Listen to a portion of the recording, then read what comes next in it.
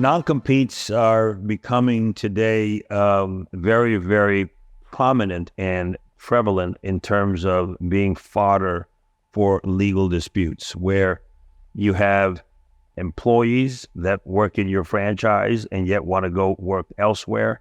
Should a lower compensated employee be required to follow a non-compete and therefore be deprived of their ability to earn a livelihood?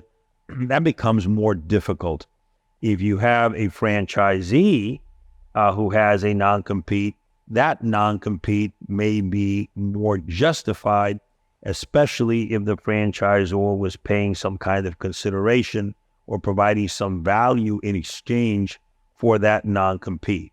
Now, if a franchisee, for whatever reason, is either terminated or his franchise relationship has expired, and he wishes to go and compete by getting into the same industry in a different state, under a different name, or even within his own state, or even within his own market, the franchisee can actually challenge the franchisor's attempt to curtail the competition if the franchisee can establish that the franchisor has no legitimate business interest to protect. And that's really a very important test. One, is the non-compete language clear?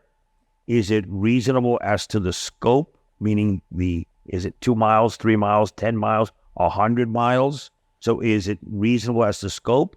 And is it reasonable as to duration?